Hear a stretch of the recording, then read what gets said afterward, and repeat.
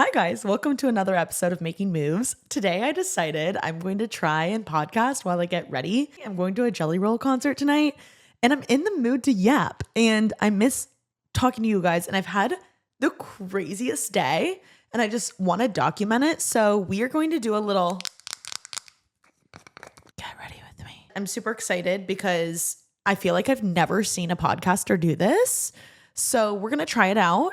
You can tell me if you like it or if you don't like it. If you don't like it, then maybe I won't do it again. But if you do like it, maybe it's a little bit more entertaining. If you're listening on audio, maybe this is your sign to watch the video this time and see what the vibes are like. My face is breaking out a little bit right now and it's really annoying me because I'm in my flirty era. I'm out here dating. I'm doing all the things. I'm going on dates and it fucks with my confidence whenever I'm breaking out. Nothing fucks with my confidence more, honestly, but it's fine. Everyone breaks out. I'm on my period. It's hormonal. It's normal. If I catch someone staring at my acne, I'm just going to be like, it's hormonal and then make them uncomfortable because why the fork are you staring at my acne? You know? Okay. I'm going in with the Drunk Elephant Dewy Drops.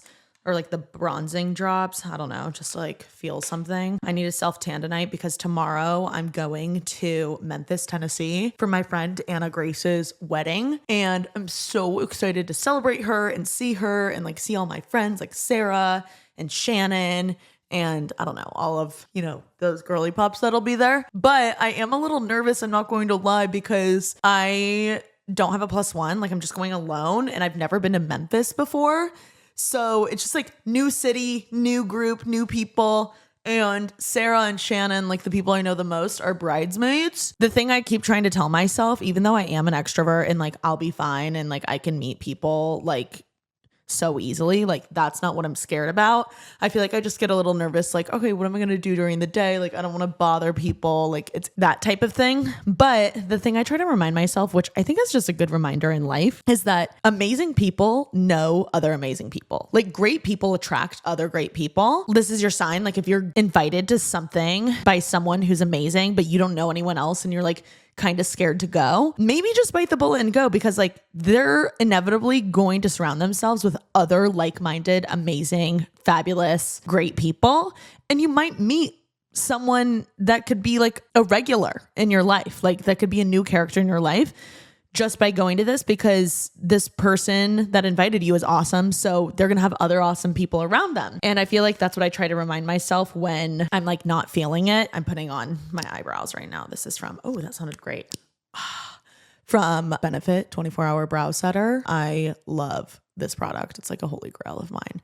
Anyway, I just feel I'm totally going to be fine and it's going to be such a fun weekend. And you know what? Maybe I need a little weekend to myself. I feel in LA, I've been doing the most and been working around other people's schedules and I don't know, just kind of doing what my friend group has been doing. And maybe I'll challenge myself right now to try and meet 5 to 10 new people. I feel that's easy. Let's say 10. I feel that's more of a challenge because I'm a yabber and it's easy to meet new people. If you're at a wedding, it's so easy. It's just scary when you're alone and everyone has a +1 or is coupled up. It will definitely get me outside of my comfort zone, which is always good.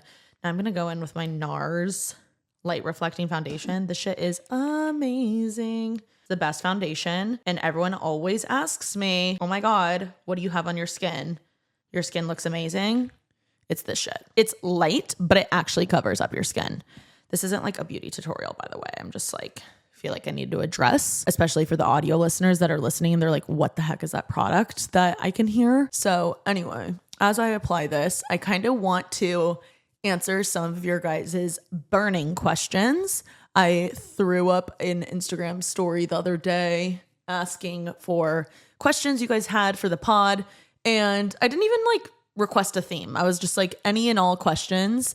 And we're going to get into it in a sec. I just have to tell you before we get into it, the craziest shit that happened to me today, you guys, when I tell you, I don't know that anything has ever been crazier in my life as far as woo-woo, good energy. I feel I literally just said on last week's episode how amazing I and feeling after moving into this specific apartment in this specific area, and like how that has really been a huge factor in me getting my groove back. And it's so crazy because I literally just found out today that one of my idols lived in this exact unit. So the reason I found out is because I have been receiving this person's mail, like old mail, and I'll like give it back to my landlord or send it back or whatever the case is. I had the hunch, I was like, what are the odds like that this person lived here? Like there's no way, right? Especially like my unit too. And long story short, I found out that it was the person that I'm thinking of. I like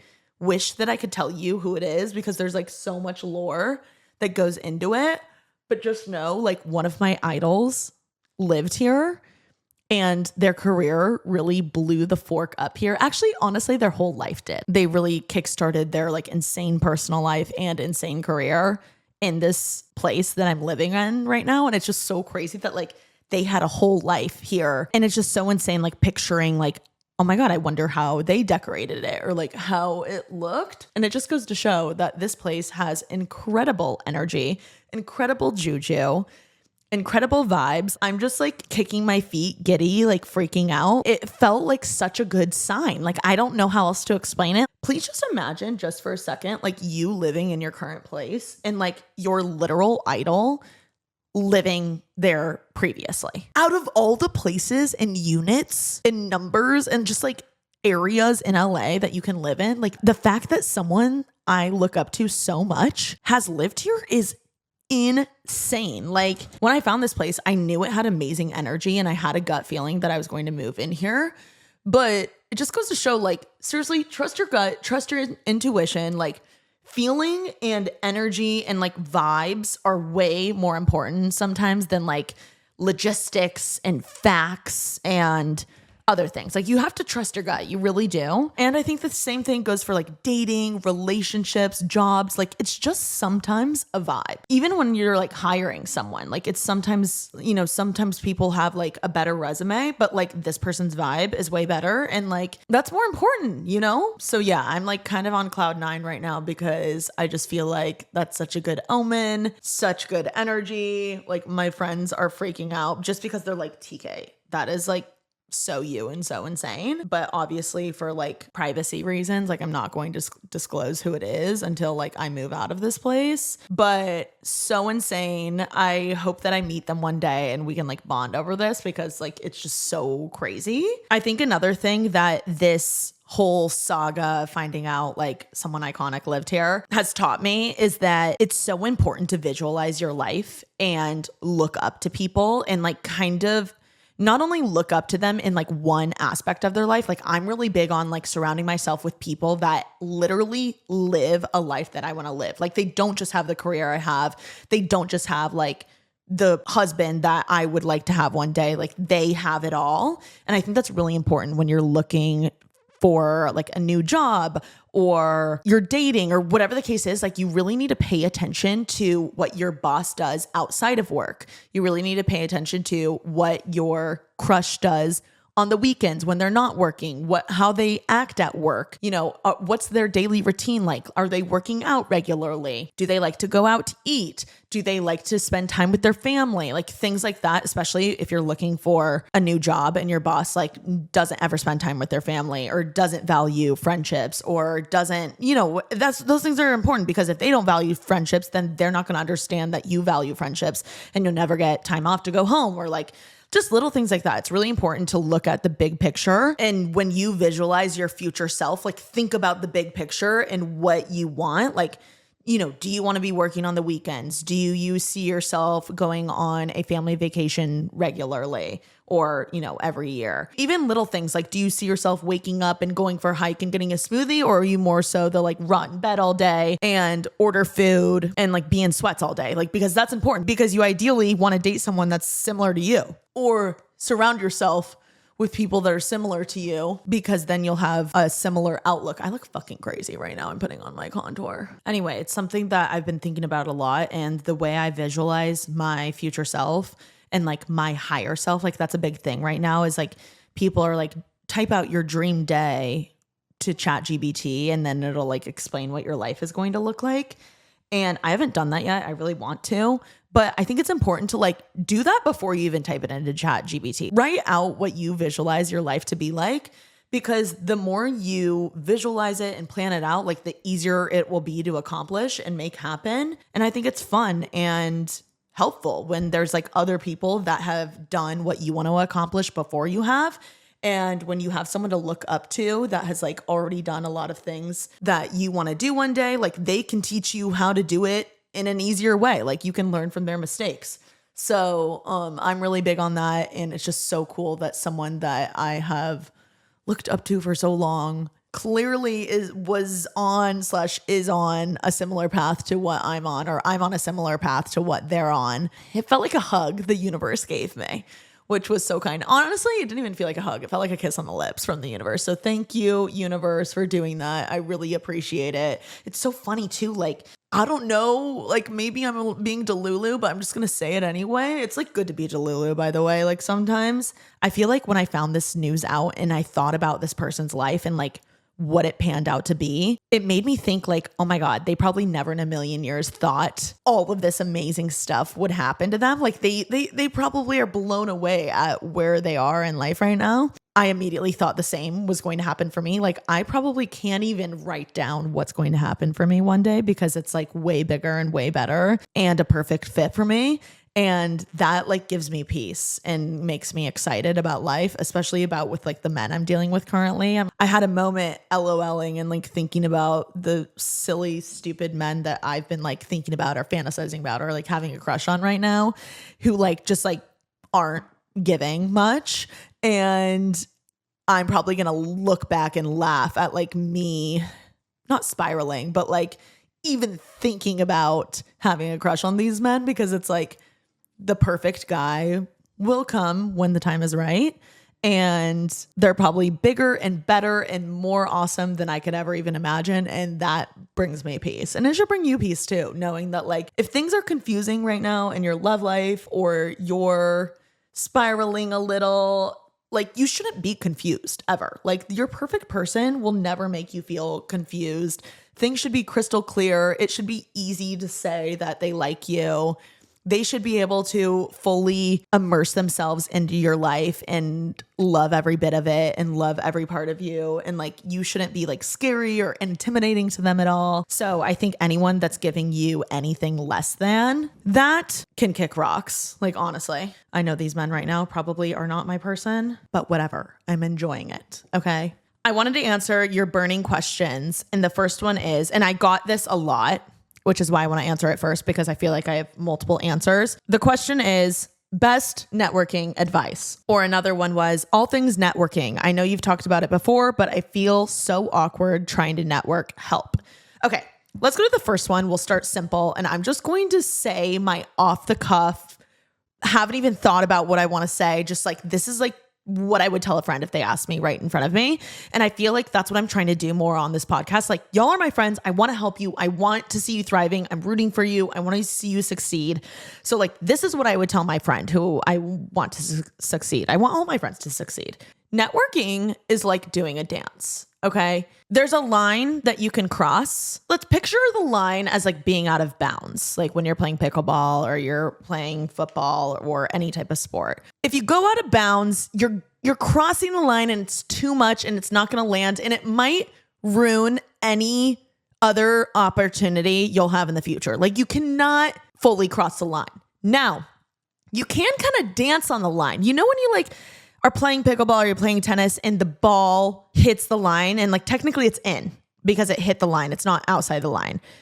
Now that's your sweet spot with networking. Like that's how you advance your career or, you know, like get what you want out of networking. And the best way to like start with networking is just being a good conversationalist. Like don't even worry about, you know, your career advancements or like what you want to take away from this conversation. Like don't even worry about that. I would more so just start with having good chemistry with this person. Okay. And the best way to have chemistry with someone is by finding common ground. And it ultimately is a vibe. So to find common ground, the easiest way to do that is by asking questions that are simple and easy to answer. So some of my favorite questions to ask when I don't know what the fork to ask someone are, do you have any siblings? Okay. Most of the time people have siblings. And you know what? If they don't, easiest path to go down, because they're like, no, I'm actually an only child. And then you can be like, oh my God, I never would have guessed. Like, do you wish you had siblings? Like, there's so many random follow-up questions, even if they don't have siblings. But like most people, I feel like, do have siblings, or like have a friend that feels like a sibling, or have a cousin that feels like a sibling. Another question you can ask is, where did you grow up? Okay. These are just like simple, easy to talk about things. And it's not revealing too much, yet at the same time, it's so personal that like, if you go down that rabbit hole, like of where you grew up, what was it like growing up there? Are you close with your family still? Would you ever move back? Do you have any hometown friends? Like, what do you miss the most about your hometown? Like all of these questions that can come flowing out of that one question or this one conversation, like they're so easy to talk about because they're second nature, but at the same time, they're so intimate because it's like one of the most like intimate things about you, like where you grew up, like how were you raised? Like if you find any common ground when they start speaking about where they grow up, like if you ask the question, where did you grow up? And they say Long Island, New York. And like, I'm a Midwesterner. My connection, like you have to think of what's going to connect the dots. Okay. So my only connection that I can think of right now are like two of my best friends are from Long Island, New York. Okay. And on top of that, I have a ton of friends that are just from New York in general, but I'm thinking of the two that are from Long Island. I'm like, oh my gosh, one of my best friends, Emily, is from there. What part of town were you in? Maybe I can ask her if it was the same. When did you move to LA, or when did you move to the current city? Like, I feel like there's so many things to talk about from that question, but like the main thing you want to do when you're networking is connect the forking dots. Okay. You want to make a connection so that they feel tied to you. They're like, oh my God, like we have a similar upbringing, or we have a mutual connection. Now it's okay if you're struggling to connect the dots. Like in that case, it's important to still be curious. The key to networking, and like I think the key to being a good conversationalist and the key to having a successful date is like just ripping questions, okay? But to be an expert conversationalist, the questions kind of need to make sense and all fall under the same umbrella. Now, it's okay if you go on tangents every once in a while and it kind of makes sense because, you know, they brought up that they actually played basketball growing up, and, you know, your brother played basketball in AAU. Like, it's okay to kind of make those connections and, you know, allow randomness and surprises to happen within the conversation. But I think a expert conversationalist is someone that kind of ties everything together and it's all under the same umbrella, and it's just true curiosity. And it's you not trying to gain anything from this. It's not obvious that you're trying to get personal gain from this, and you need to pay attention. Like, it's obvious to me when I'm talking to someone and they're not paying attention, or, you know, they're kind of checked out, or they're kind of looking all over the room like, who else is here? And that's okay, and that's natural, and that's normal. But the more you can stay in contact with this person and keep this person engaged and interested in the conversation, and like you get them interested by getting them to talk about themselves. Like, it really is simple. You just get them to talk about themselves, stay curious, and ask good questions. Like, it really is simple. So some of my favorite questions are, like I said, where are you from? Another great question. Do you have any siblings? Another great question. Do you have any trips coming up? Another great question that like I love to ask all the time are like, what are your favorite restaurants in LA? Or like, what part of town are you in LA? Because I feel like it says a lot about someone, what part of town they're in LA. Someone that lives in Silver Lake is most likely going to be so different from someone that lives in Venice versus someone that lives in the Palisades versus someone that lives in Beverly Hills. Like, you're kind of honestly doing like market research on this person. And you're taking little bits and pieces of what they tell you and, you know, figuring them out. Some other ones that just come top of mind, like I'm going to Jelly Roll tonight, right? So I'm probably going to meet a bunch of new people, and some things I'm going to ask them are, I'm probably going to be around like content creators or other industry people. So I'm going to be like, oh my God, what do you do for work? Okay. Another great question that you can ask if you live in like LA or New York, or, you know, a city that's very clout chasing vibes. You can be like, what do you do when you're not working? Okay. In that case, I would bring up pickleball. By the way, all the time I reverse engineer. Like, if I want to be talking about pickleball, or I want to be talking about acting or I want to be talking about something specific, let's just say pickleball, I'll reverse engineer and I'll be like, how can I talk about this? Well, first things first is I could like talk about, oh my God, are you dating anyone? And then I could talk about having a crush. And then I could be like, oh my God, I have a crush right now that I met through pickleball. Like that's one way. Another way is I could be like, what do you like to do outside of work? And then they're like, oh my gosh, I'm obsessed with pottery right now and like ceramics and, you know, painting and yada, yada, yada. And then they'll throw the question back. Like it's such an easy conversation thing to do is like throw questions back. And you, like, what about you? How do you feel about that? Do you think you would be good at pickleball? And so in that case, I would be like, oh my God, something I've been addicted to lately that gets me off my phone and like helps me not work is pickleball. I'm obsessed with it because of A, B, and C. You should try it. Have you ever heard of it? Let me explain the rules to you. This is why I love it. That's what's cool about conversations and meeting someone new is like, there's no rules and you can really drive the conversation. And you know what? People love if you're the person driving it. And I don't mind being the driver. Quite literally in real life, I like driving. Like I like driving the car. I'd rather someone else be my passenger than me being the passenger, unless it's a hot man. Like, please drive me. But like, I get stressed out too much when I'm not in control and I like being the driver. So I think it's fun driving the conversation. People also love when they don't have to think and they're not stressed out about asking the questions. And they love talking about themselves and they love it when you're the one that like breaks the ice and goes up to them first. I feel like everyone at an event is socially awkward and socially anxious. And they're like, oh my God, I don't want to be awkward. I don't want to be weird, like going up to this person. I don't want to bug them. No, people love it when you come up to them first and start yapping because they're probably nervous and they're wanting to talk to someone and don't want to look awkward alone. Like you just have to bite the bullet, go up to them. And the best thing you can say when you go up to them or to start a conversation, if you have no idea who the person is give them a compliment about anything they're wearing or their skin or their makeup or their eyebrows or their hair coloring or their haircut or their shoes, their bracelet. They're literally, when I tell you, it could be anything. Like you could be like, this is so weird, but like, I saw you talking to that person earlier and you have amazing energy. I just had to tell you, like, you just blew me away. I don't know, blah, blah, blah. Like that's like a amazing compliment. Like when people tell me that, I'm like, oh my God, that was literally just made my day. But like, it can be so simple. Be like, oh my God, where did you get your earrings from? They look amazing. It's so easy. And then they'll be like, oh my God, I got them from this place, blah, blah, blah, blah, blah. I got them on sale. You need to try them out. And I'm like, oh my gosh, what's that store? I've never heard of it. Like, it's just so simple. You just have to break the ice and like know you're in control and know you can ask different questions. And it's okay if like the conversation kind of ends and you start getting a little quiet and, you know, there's an awkward moment, like bring out another random question. Be like, so do you have any trips coming up? And the other thing is, I think when it comes to networking that I think is a little underrated that like I just naturally have, I guess, is like, I think when you don't have a goal, like I think if you're bad at networking, don't have a goal by the end of the conversation. If you're good at networking, like you can have a goal and like do that whole thing and like try and get your contact or try and get connected or like whatever it is you're trying to accomplish. But like, I think if you're bad at talking to people and you know you're socially anxious, like just don't have a goal because you're setting yourself almost up to fail and you're like ruining the candidness of the conversation. And I think the best conversationalists and networkers are just good on the spot and they're genuine and they're candid and it makes people want to help them because it doesn't feel schemy or slimy or like they're being used.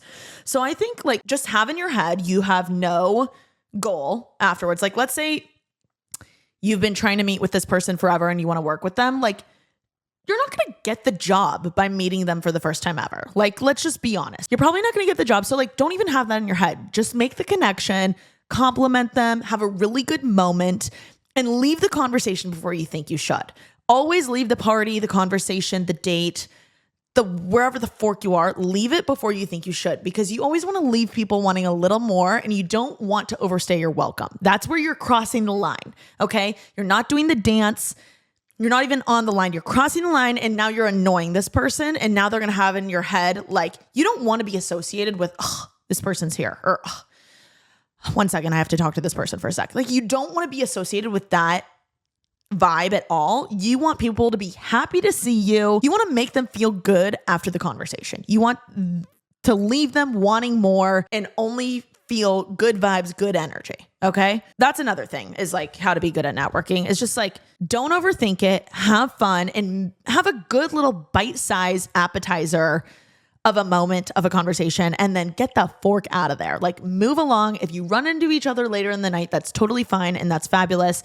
But like, don't be annoying and don't ask for literally anything. Like, that's where people get lost in the sauce, is like, in what world do you think it would be normal? Like, imagine you being a person at a party and like someone just like comes up to you, like you're their forking assistant, and like starts asking you for things. Like, you would be like, who the fuck does this person think they are? Don't expect anything from anyone ever. And just like be there to be a good time and be a light, breezy, fun moment in the night. Okay. It's really not that deep. And that's like the only goal. It's just to be like fun vibes, good energy. I like that person. Get the fork out, go to the bar. Okay. Great way to exit a conversation. I'm going to go get a drink, or I'm going to go to the bathroom, or, oh my God, I see my friend. I'm going to go over here.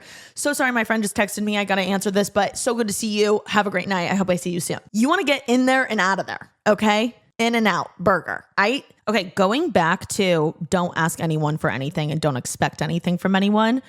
I just have to say this because it's one of my favorite sayings or just like analogies or concepts that I like think about all the time. I'm a big like saying girl, and like I'm a big visualizer. So if I can like visualize a saying and I'm like, that hits different, like I feel like I reference them all the time. That's why I always say, if you think you're beaten, you are. Like, that's just something that like makes sense to me. It hits, and I feel like I understand exactly what that means. You know what I mean? Like, it just hits different for me. So something that hit different for me, which I've talked about a gazillion times, I've referenced a gazillion times. If you follow me, you've probably heard me say it, but I just have to say it again because it is something that pertains to networking. And it's Gary Vee's book that's called Jab, Jab, Jab, Right Hook. And basically the whole concept of this saying is the visual of a boxer. Okay. When you're boxing, the ultimate goal is to right hook and knock the person out, right? So this whole concept like makes sense to me visually, because basically what he's saying is you should jab, jab, jab a gazillion times before you knock out and right hook. And what he's saying is like provide value, provide value, provide value. Then when you've provided the most amount of value and like helped this person and like been a great vibe, that's when you right hook and ask for what you need or what you want. So like, don't go swinging in hot with like asking someone for a favor. Like, they don't owe you shit. And by the way, that's weird and not self-aware. Like, don't be a weirdo. Okay. Go in, be a good time. Like, I think like the first conversation when you're networking should just be like good vibes, good time, happy to see them, and get the fork out of there. The second time can be like, oh, we made more of a connection. How can I help you? Who can I connect you with? I have this idea for your podcast. I have this idea for your socials. Oh, you're looking to buy a house. Let me connect you with my realtor. Like, provide value. Okay. Help this person out. Like, connect them, gas them up, give them ideas, compliment them. Like, these are your jabs. Okay. Then the next time you see them, same thing. Introduce them to your friend. Buy them a drink. You're doing this dance. Like, you should give, jab, jab, jab, jab, jab, jab, jab. Then when the time's right, after you've like jabbed as much as you can and you've given as much as you can, and they trust you and you have a good relationship and you've done them a gazillion favors, then that's when you ask, hey, by the way, I saw that you're friends with blah, blah, blah. Obviously don't want to overstep and make it weird, but would you ever mind connecting me with so-and-so? Or, hey, I would love to send you this product.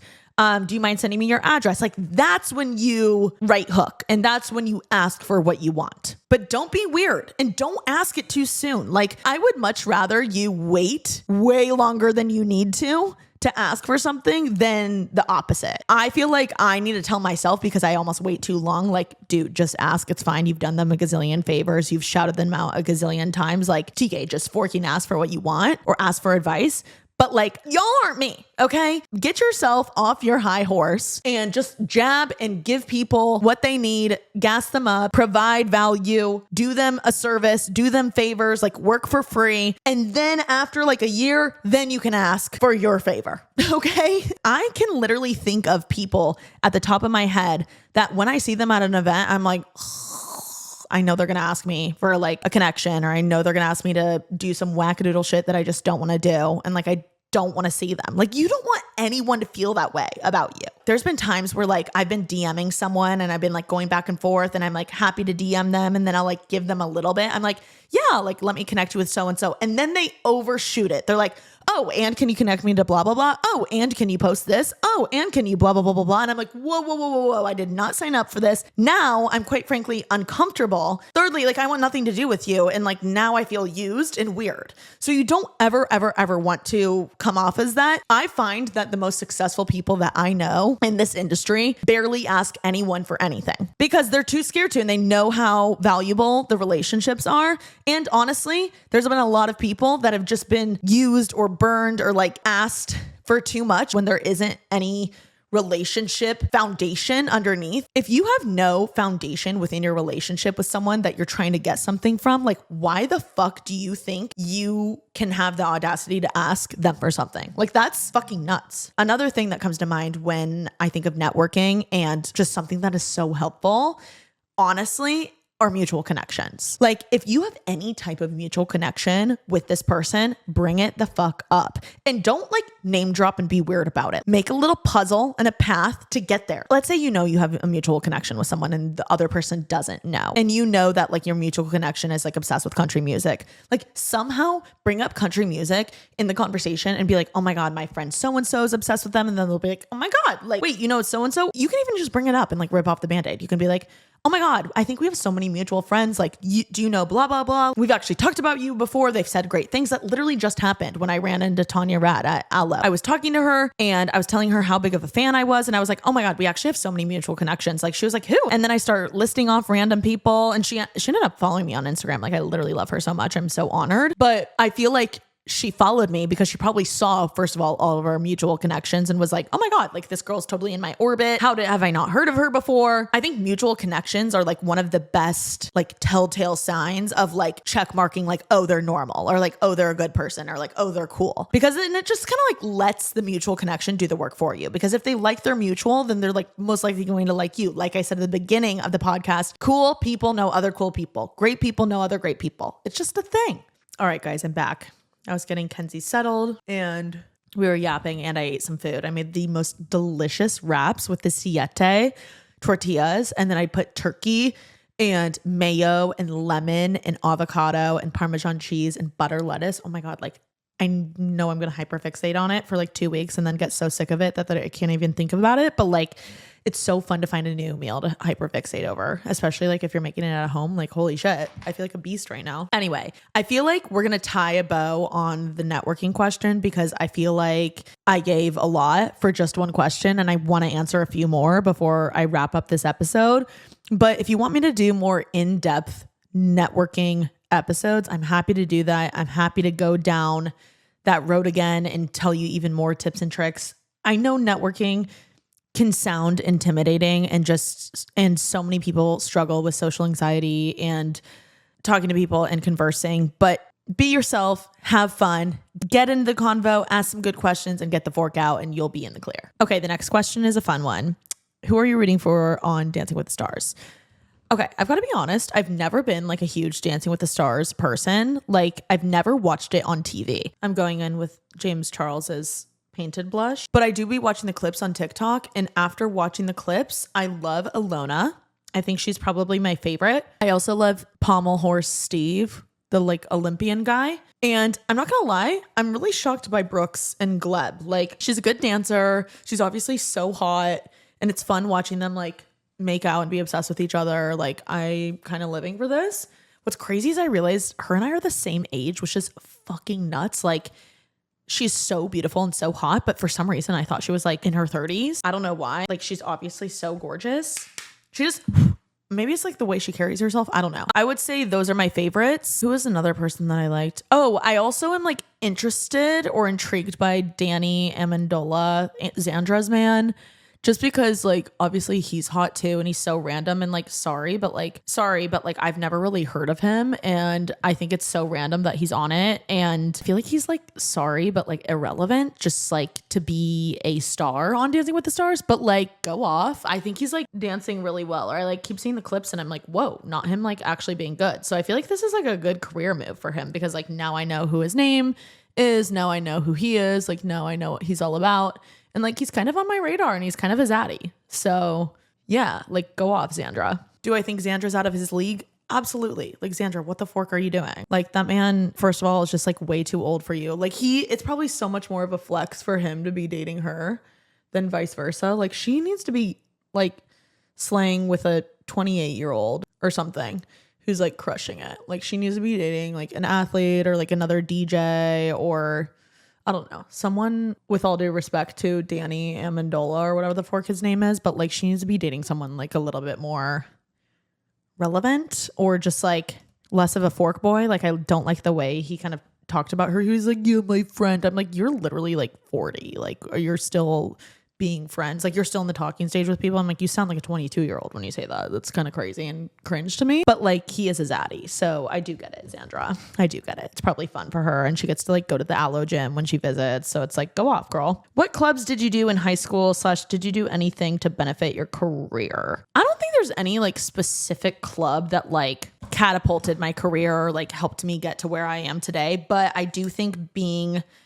in extracurricular activities, specifically being a leader in them. So like being the president of a club or being the captain of the cheer squad or being the captain of the whatever team, I think that stands out. And I think it's important to diversify your extracurricular activities. So like, for instance, I was like the president of the environmental club. And then I also was a executive on Dance Marathon. And I also was a cheer captain. So I feel like all those things are like cool and respectable within their own. But like the fact that I did 3 totally different things, I feel like diversified me as a individual, and it like stands out because I feel like people don't expect like, you know, the captain of the football team to be like the president of the environmental club. Like, I feel like it shows that you're interested in different things and can like get along with different types of people. And I think it's really important if you like work your way up and like focus on one club and work your way up to be the president or like a chair or like an officer, because it just shows that you can handle the responsibility and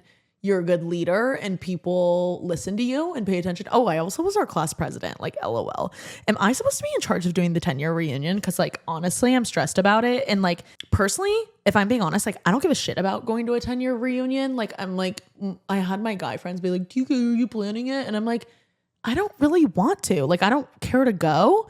But I'm like, if that's my responsibility and like, people are expecting me to, like, should I? I don't know. It could kind of be like a funny bit in my life, but like, I just don't have a strong desire to do that. You know what I mean? Like, I'm still in contact with people I want to see. And then like the people I don't want to see, like, I don't have to see. And like at the 10-year reunion, that's like opening a can of worms that like, I don't know. I just feel like it's a lot of responsibility. And if I'm going to do it, it's going to be like fucking sick. But like, I just know it's going to take a lot of time and energy. And I'm like, do I do it in our hometown? Like, where do we do these things? Like, do I do it in, like, I can't do it in LA. Like, that wouldn't make sense. Like, but like, where the fork do I do it at home? You know, does a 10-year reunion even make sense? Like, have you been out of school long enough, or do I plan like a 20-year reunion? I don't know. I feel like that makes more sense to me. I feel like I need to ask around and like ask my friends what the vibe is. I just know I'm personally like not dying to plan it or to go. So I'm like, can't imagine other people are dying to go.